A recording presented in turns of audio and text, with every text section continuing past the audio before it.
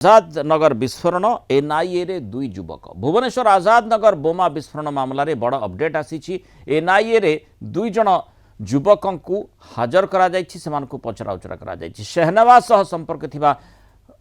दुई युवक को पचराउचरा करा उभय एनआईए ऑफिस आसी निजर पक्ष रखिछन्ते दुई युवक विस्फोरण दिन सेमान को हॉस्पिटल नहीं जाइथिले निज गाड़ी रे अमिय मल्लिक और शहनवाज को हॉस्पिटल नहीं थिबारु सेमान को पचराउचरा करा जाउछि जो भली भाबरे आमे जानिछे जे किभली सुंदरपदा आजाद नगर जो विस्फोरण होइथिला प्रथमे कमिशनरेट पुलिस ताकू तदंत करथिला एवं जेतेबेले तदंत प्रारंभिक भाव आरंभ करा बाण विस्फोरण बोली समस्ते भाविथिले पुलिस मध्य से आधार रे तदंत जदि आरंभ करथिला किंतु परवर्ती समय ताहा बोमा विस्फोरण बोली संदेह होइथिला एवं से आधार रे पुलिस मध्य तार तदंत को जोरदार करथिला किंतु परवर्ती समय माने घटनार व्यापकता दृष्टि एनआईए नेशनल इन्वेस्टिगेशन एजेंसी वर्तमान विभिन्न दृष्टिकोण खोलताड़ करुछि शहनवाज जे कि मुख्य अभियुक्त तार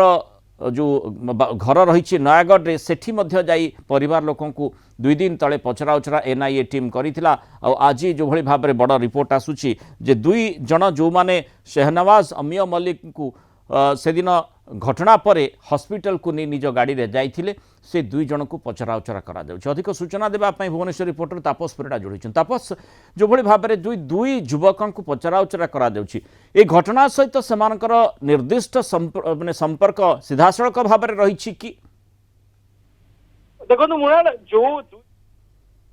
देखो मुणाल जो 2 जन व्यक्ति आज एनआईए रे हाजर होइतिले से तांको निज वकीलों जरिया हाजर होई निजर पक्ष रखिछंती एनआईए टीम पक्षरु तांको पचराउचरा करा जायछि एथिपई पचराउचरा करा जायछि कि आजाद नगर बोमा विस्फोरण घटना घटिबा परे जेतेबेले कि आहत अवस्था रे जे मृतक रहिछंती शहनवाज मल्लिक एवं तांको सांग अमिय मल्लिक जेतेबेले से घर भितर बाहर थिले से सेतेबेले हॉस्पिटल जिबा पई सेठारे गाड़ी कहा साथी रे जिबे सेतिपई सेठारे आकुल निवेदन करथिले एवं ए 2 जन व्यक्ति जे कि जांको पचराउचरा करछि एनआईए से माने ताकू गाड़ी रे नेकी हॉस्पिटल पहुंचाइथिले तेणु एनआईए जेहेतु ए घटनार तदंत करुछि एवं पूरा मूलरू जिनस जानिया पई चेष्टा करुछि जे प्रकृत रे बोमा विस्फोरण घटना पछर उद्देश्य कौन एवं शहनवाज मल्लिक अमिय मल्लिक सहित आउ किए तांको सहित जोड़ी होइतिले एवं एई जो व्यक्ति तांको सहाय्य करथिले अर्थात हॉस्पिटल नहीं पहुंचाइथिले सेमानकर भूमिका सेतरे कौन रहिछि कि नाही से संपर्क में जानिया पई एनआईए टीम तांको ऑफिस को नोटिस करथिले पूर्वरु से नोटिस आधार से माने हाजर होई आज पक्ष रखिचंती वास्तविक जानिया पई चाहुचंती शहनवाज मल्लिक सहित एवं अमिय मल्लिक सहित तांकर किछि संपर्क रहिछि कि नाही सेठी गोटे कथा आसुछि जेमति हमें जानिछे जे जो आजाद नगर रे जो घर एवं सेही घरे जोठी भड़ा शहनवाज मल्लिक रहउथिला एवं किभली भाबरे सेठी बोमा से माने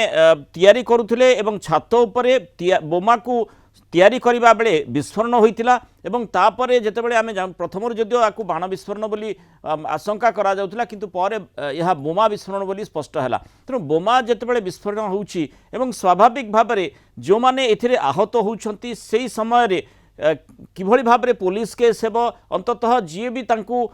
माने निज गाड़ी रे नैथिबे माने गोटे आवेगवशत नहीं थाई पारंती अबा घटना सहित तांकर संपर्क भी थाई पारे पूर्वर से जानी थाई पारंती से आधार में से नहीं था साहाय्य करने लक्ष्य रे प्रकृत कथाटी कौन वर्तमान एनआईए से ही फोकस करूनी कि